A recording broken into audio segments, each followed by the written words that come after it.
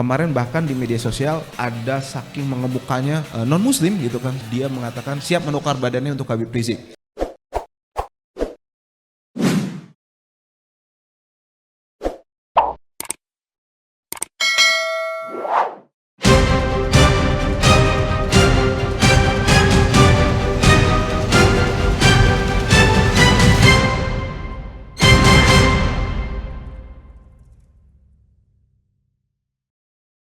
Iya, terima kasih. Tadi saya sedikit memperjelas bahwa sejak 98 melalui TAP MPR 18 ya, itu telah mencabut TAP MPR 278 tentang asas tunggal. Jadi bebas asasnya sepanjang tidak bertentangan dengan Pancasila. Dan Islam itu jelas tidak bertentangan dengan Pancasila. Itu untuk penegasan.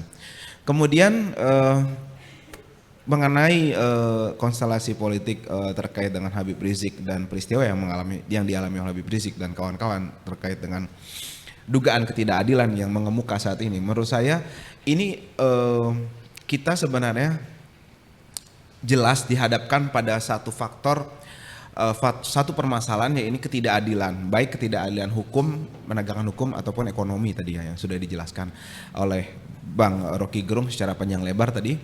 Nah, saya mau tegaskan bahwa terkait hal tersebut sebenarnya nanti di konstelasi politik atau pemilu yang akan datang mengabaikan 3 periode yang sedang digaungkan oleh sobat dari Bang Rocky tadi, Bang Kodari ya. Dan mengabaikan juga percepatan tadi. Oh iya, percepatan atau tadi apa bahasa Bang Adi tadi, Mas Adi apa? Bukan, penyunatan ya seperti itu ya. Nah itu kita memandang ini normal lah seperti itu. Itu menurut saya ini harus tetap dipelihara sebagai momentum. Artinya gini, kalau saya memandang pihak dari rezim atau pemerintah pastinya tidak tinggal diam juga melihat ada arah bahwa akan ada common enemy, yaitu ketidakadilan di mana ini ditunjukkan kepada rezim seperti itu. Ini kan citranya buruk nanti kan. Nah ini menurut saya sudah jadi perhitungan juga dari pihak rezim yang saya yakin akan ada tanda petik ya manuver nantinya ke depannya. Manuver terkait dengan keadilan atau penegakan hukum yang berkeadilan, atau bahkan ada kejutan manuver terhadap Habib Rizik sendiri. Kalau saya memandang dan merasakan seperti itu gitu kan. Nah, akan tetapi kalau ini atas kedunguannya diabaikan gitu kan, menurut saya ini sangat sangat baik ya untuk oposisi, untuk pihak-pihak yang mendambakan bergantinya rezim ya seperti itu. Karena kan keadilan ini bukan domain umat Islam semata. Bukan domain pendukung Ahok, bukan domain pendukung Anies, bukan domain pendukung Pak Jokowi dan sebagainya. Keadilan ini adalah sesuatu yang dimiliki oleh nurani masing-masing, seperti itu. Meskipun secara materi dia dipaksa untuk memihak yang lain, akan tetapi nurani tetap berbicara di situ. Itulah yang menyebabkan kemarin makanya waktu vonis, pembacaan vonis itu berduyun-duyun ribuan orang datang kan, seperti itu. Itu semata-mata digerakkan oleh nurani, itu sebagian kecil aja loh seperti itu. Belum lagi di media sosial, belum lagi yang diblok di sana sini. Sebenarnya itu jauh Bang, seperti itu.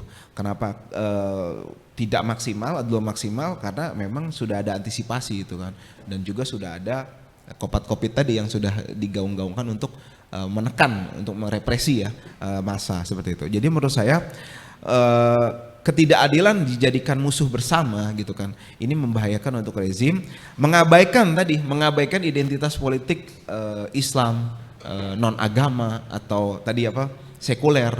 Menurut saya itu siapapun partainya nanti asal mengusung keadilan, penegakan hukum berkeadilan dengan monumen Habib Rizik, menurut saya dia mempunyai posisi untuk menggait suara yang besar nantinya gitu kan. Atau karena gini, saya tadi mendengar Bung Rocky menyinggung sedikit mengenai bagaimana Demokrat tuh kecil, kemudian karena sentimen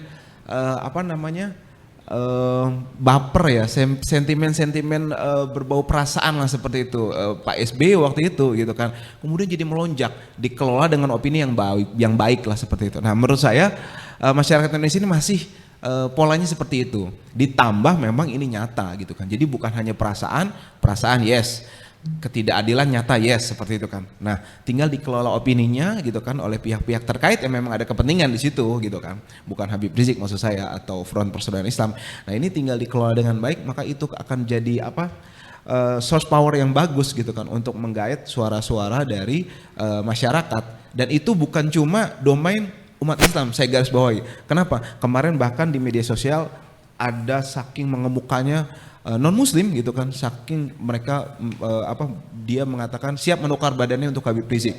Kemudian banyak front pemuda-pemuda Kristen gitu kan di Maluku atau Ambon tuh yang viral kan mendukung Habib Rizik. Artinya saya mau katakan di sini bukan bicara Islam atau tidak, tapi di sini bicara keadilan. Tadi etiknya itu lebih khusus. Tadi disinggung oleh ibu peneliti kita bahwa kegagalan dari sistem Islam itu, politik Islam, partai politik Islam itu antara lain karena mereka tidak dipercaya oleh rakyat, kan seperti itu kan.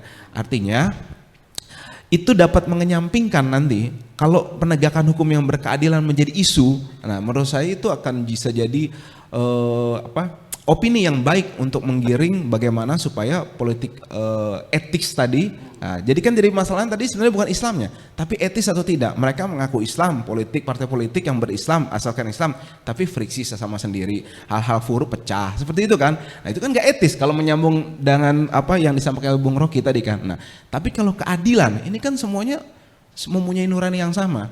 Dan menurut saya ini harus dikelola dengan baik. Nanti kita tunggu ujangan dari Babeh dan petunjuk lebih mencerahkan dari Bang Rocky serta Bang Adi serta ibu kita dari peneliti LIPI. Demikian Bang. Iya.